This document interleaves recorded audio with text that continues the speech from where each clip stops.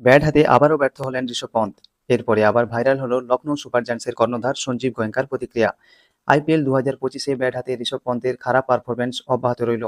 সোমবার সানরাইজার হায়দ্রাবাদের বিরুদ্ধে গুরুত্বপূর্ণ ম্যাচে মাত্র ৬ বল খেলে ৭ রান করে আউট হলেন লখনৌ সুপার জায়ান্টসের অধিনায়ক। ঈশান মালিঙ্গার এক ধীর গতির ইয়র্কারে বিভ্রান্ত হয়ে ক্যাচ দিয়ে সাজঘরে ফেরেন ঋষভ পন্থ। বলটি উপরের দিকে উঠে যায় এবং মালিঙ্গা দারুণ স্ট্রেচ করে এক হাতে অসাধারণ ক্যাচটি ধরেন।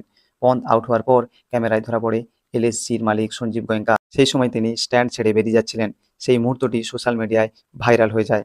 গত বছর মেগা নিলামে পন্থকে ২৭ কোটি টাকায় দলে নিয়েছিল লখনৌ সুপার জায়ান্ট, কিন্তু এবছর তিনি অত্যন্ত হতাশাজনক ফর্মে আছেন। ১৩ ম্যাচে মাত্র ১৩৫ রান করেছেন তিনি। এরপর থেকেই সঞ্জীব গোয়েঙ্কাকে মাঝে মাঝেই এমনভাবে দেখা যায়। এদিকে এসআরএইচ অধিনায়ক প্যাট কামিন্স লখনৌ একানা স্টেডিয়ামে টস জিতে প্রথমে বল করার সিদ্ধান্ত নেন। প্লে অফে জায়গা করে নেওয়ার লড়াইয়ে এখনও টিকে আছে এলএসজি। বর্তমানে তারা ৩ ম্যাচে পরপর হার নিয়ে ভুগছে। প্লে অফে জায়গা করে নিতে হলে তাদের বাকি সব ম্যাচকেই কিন্তু জিততে হবে এবং পাশাপাশি অন্যান্য ম্যাচের ফলকেও তাদের অনুকূলে যেতে হবে। এদিকে নিউজিল্যান্ডের পেসার উইল রোকে আইপিএলের নিজের অভিষেক ঘটান লখনৌ জার্সিতে। অন্যদিকে গতবারের রানার্স আপ সানরাইজার হায়দ্রাবাদ এবারের আসরে সেই ছন্দ ধরে রাখতে পারেনি এবং আগেই প্লে অফের দৌড় থেকে ছিটকে গেছে। গোটা মরশুমে দলটি ধারাবাহিকতা রাখতে ব্যর্থ হয়।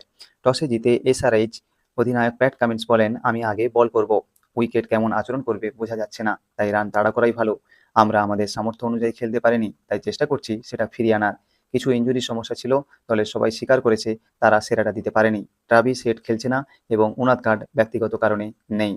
লখনৌ অধিনায়ক ঋষভ পন্থ টসের পরে বলেছিলেন, আমরা এমন কিছু মনে করছি না, খেলাটাই আমাদের লক্ষ্য এবং অতিরিক্ত চাপ নিচ্ছি না। দল হিসাবে আমরা ভালোভাবে রিগ্রুপ করেছি এবং একটা ভালো অবস্থানে আছি। আমাদের একটাই পরিবর্তন, উইল রোকের অভিষেক করছে। এই ম্যাচে ব্যাট করে ৭ উইকেট হারিয়ে লখনৌ সুপার জায়ান্টস তুলেছে ২০৫ রান। মিচেল মার্শ করেছে ৩৯ বলে ৬৫ রান এবং এডেন ম্যাকারাম ৩৮ বলে ৬১ রানের ইনিংস খেলে দারুণ শুরু করেছিলেন। পন্থ ব্যর্থ হলেও নিকোলাস পুরান ২৬ বলে ৪৫ রানের ইনিংস খেলে এই রানের গতিকে ধরে রাখেন। তবে বদনি, সামাদ এবং ঠাকুর পর থেকেই ব্যর্থ হয়। শেষ বলে আকাশদীপ ছক্কা মেরে রানকে ২০৫-এ নিয়ে যায়।